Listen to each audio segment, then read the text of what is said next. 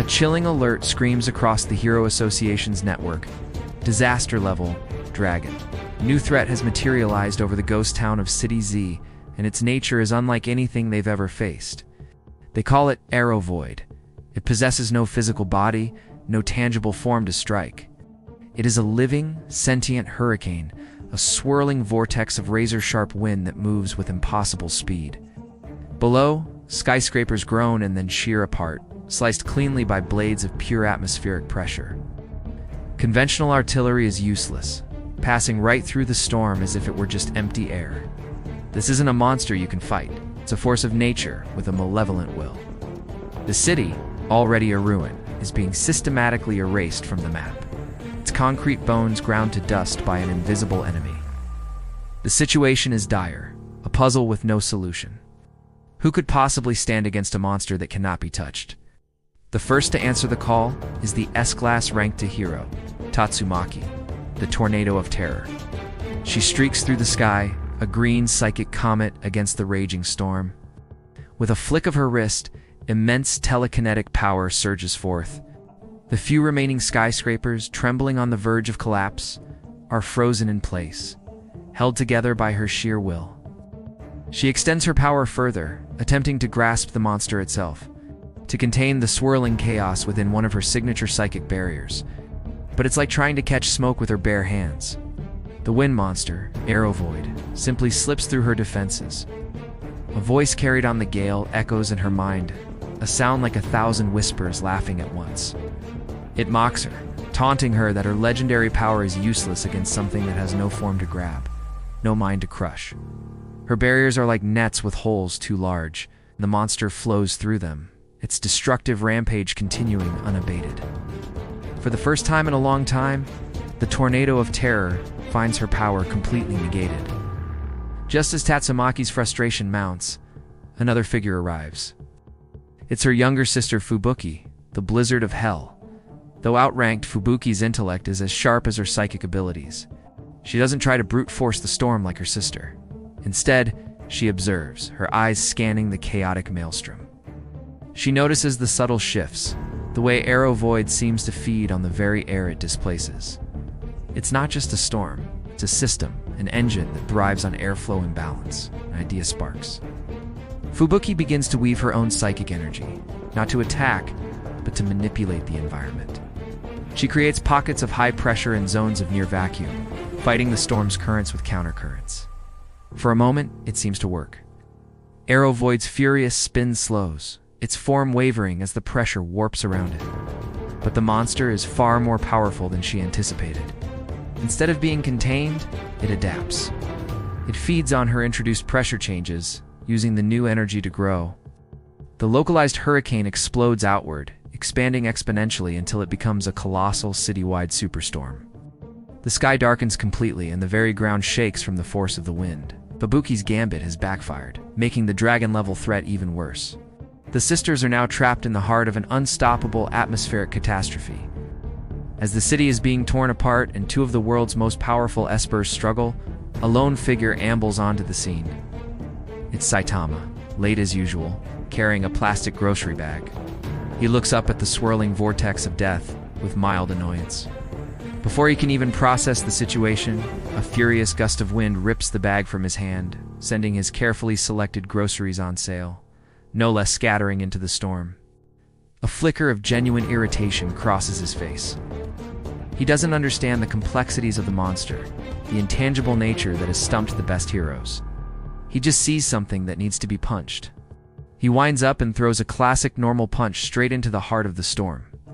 As expected, his fist passes through absolutely nothing. The wind barely even registers the impact, continuing its rampage without pause.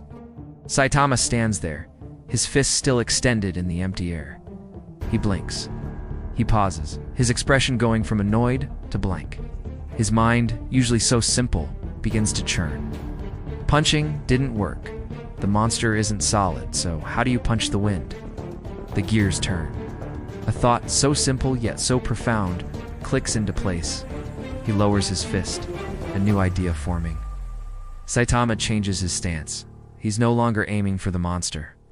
He's aiming for what the monster is made of. the air itself. He doesn't throw a wild all-out punch. This is different. It's controlled, focused. He throws a single precise punch forward into the empty space before him. The force is so immense, so ridiculously fast, that it compresses the atmosphere in its path into a solid wall. But the real effect comes a split second later. Behind that compressed wave, a perfect, massive vacuum is created, a pocket of absolute nothingness in the heart of the storm. Nature abhors a vacuum, and so does Aerovoid. The sudden, violent pressure differential is a force the wind monster cannot resist. The swirling energy, the entire citywide storm, is suddenly pulled towards a single point of non-existence. It begins to collapse inward, a waterfall in reverse. High above, Tatsumaki senses the shift. Understanding dawns, and she immediately uses her psychic power not to attack, but to stabilize. She erects massive barriers around the implosion zone, preventing the collapsing force from obliterating what's left of the city. Fubuki, seeing her sister's action and understanding the physics at play, reinforces the pressure walls, helping to funnel the storm into Saitama's trap. Teamwork born from a single impossible punch. The effect is spectacular.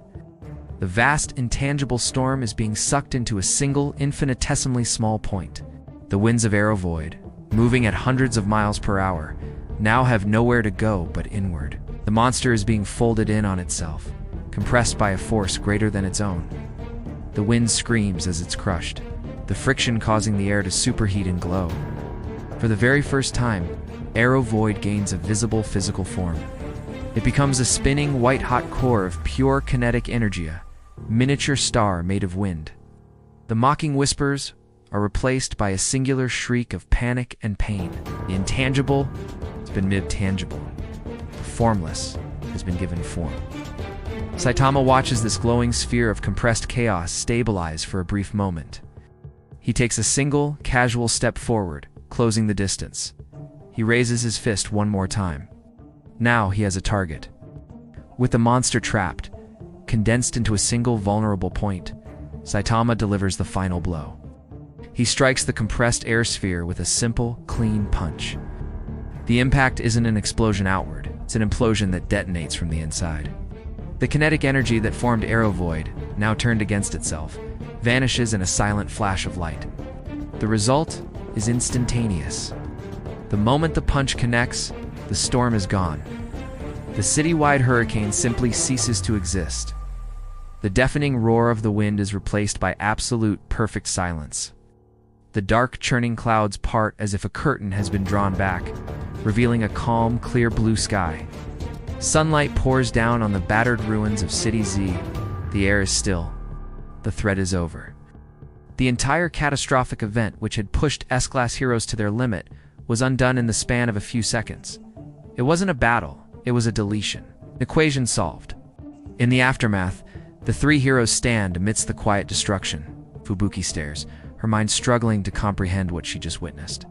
Saitama didn't punch the monster. He couldn't.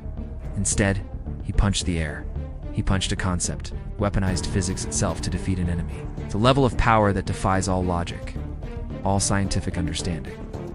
High above, Tatsumaki floats down, her expression unreadable.